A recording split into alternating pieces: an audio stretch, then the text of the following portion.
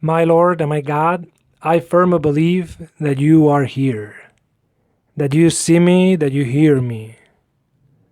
I adore you with profound reverence. I ask your pardon for my sins and the grace to make this time of prayer fruitful. My Immaculate Mother, Saint Joseph, my Father and Lord, my guardian angel, intercede for me. Today, my prayer, Jesus, I want to talk to you, starting with a song that I heard the other day while driving.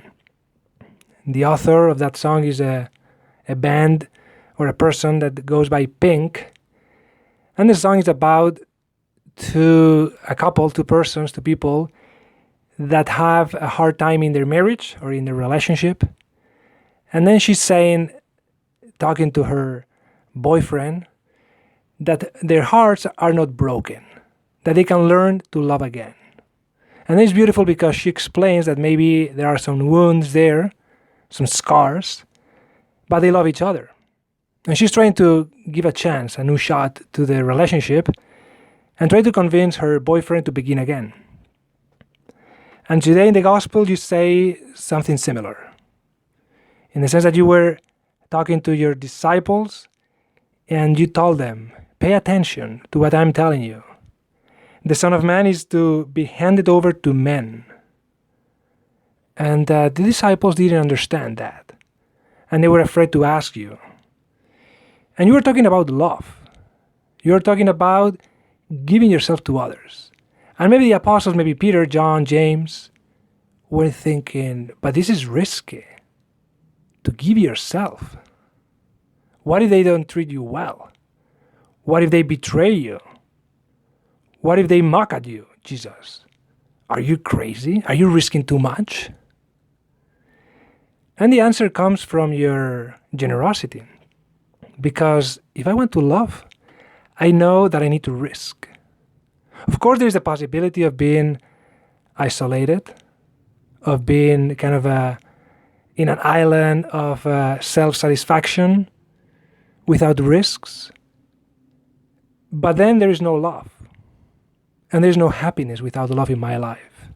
So maybe it is true that there are some wounds in my experience with other human beings, in my experience of loving someone. There are some scars, and some of them are painful. But at the same time, I cannot understand my life without those relationships, Jesus. So today, my prayer right now, I want to ask you, Jesus, help me to risk. I want to be like you. I want to be ready to expose myself to others in a way. Because there is no other way to live in this world but in relation with people, with other people. The Pope, in one of his encyclicals, says, how do we live our being church? And I like the thing of being church, not belonging to the church, but being church. And he continues, are we living stones? Living stones, like, moving, growing. Or are we, as it were, stones that are weary, bored, or indifferent?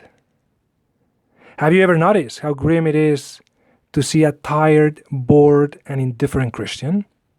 A Christian like that is all wrong, says the Pope. Christians must be alive, rejoicing in being Christians, rejoicing in risking their lives for others. And of course, there are some Christians that will die as martyrs in a heroic way, kind of spectacular in a way. But the majority of us will die in a normal way. And we will be always looking back at our lives and thinking, okay, how did I spend the time that I had here in this world? Did I reach out to others? When I die, Jesus, when I someday be in front of you, I will be with my hands empty, if I didn't love, or full of good acts of love, with a lot of friends.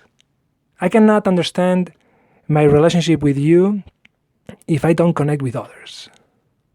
So help me, Jesus, to see this consequence of my prayer. If I talk to you, if I try to follow you closely, as I do. The consequence, the immediate kind of reaction that I should have always, is to be open to bring people in this boat of the church, in this friendship with you. And right now, maybe while driving or walking in the street, or maybe I'm in a living room, I want to think about my friends. I want to think my way of loving people, my way of listening to them. And I want to be happy living in an imperfect world with imperfect people. And through my piety, through my relationship with you, I want to shape up my personality, my view of the world. I remember some years ago, I read this book, Uncle Tom's Cabin. It's a classic in American literature. And it's a story of Tom, a slave, African American, that moves from one plantation to another. And the whole book is an amazing portrait of this character, and it shows how powerful mercy and forgiveness can be. And there's one chapter in the book that Tom's in another plantation, a new one, and then he's trying to get to know people around. And one of the days he saw in the book a woman at night, kind of drinking, screaming. And in the book he asks, who is she? And they told him, her name is Tootsie. And she's always drunkard. Just forget about her. And then Tom is kind of curious about that person. And one of the days they are working and it's midday, they are coming back after working hard in the fields. And then he approaches Tootsie. And with tenderness, with delicacy, with gentleness, he kind of introduces himself. I'm new here. And then he starts a conversation with Tootsie. And she gets confident, like opening up a little bit. At a given point, Tom asks her, hey, why do you drink? And then Tootsie tells him her story. And she says, well, when I was younger, I got pregnant.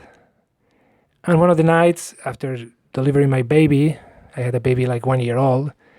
One of the nights the baby was crying and I was feeding him in the middle of the night, and my owner, the boss, the patron here in the plantation, took my baby away from me and put it in another room and shut the door and locked it. And during the whole night I could hear my baby crying, and the following morning he was dead. And you know what? She's telling Tom, you know what? I cannot forget about it. I can hear him crying still today. And drinking is the only remedy that I found to get some peace in my heart. Because at least I get numb and I stop from hearing him. And it is a wonderful passage because then Tom encourages her to rely on God, to wait till she would someday meet her son in heaven, and he tries to explain different ways to find peace, of course, through prayer, through forgiveness. But this is the way we bring Jesus to the world. My Lord, I am in an imperfect world, wounded by the original sin, and by many other sins throughout history. And of course, there is always a little bit of fear of getting in contact with this world or with people in this world.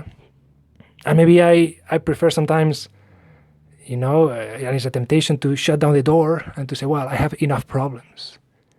I had enough on my plate, and then I don't have time or energy for more problems. Or I don't want to risk in my relationships because I know that I may get hurt. Mother Teresa of Calcutta says, if it doesn't hurt, there's no love. The model is Jesus Christ. You are my model, Jesus, and you suffered.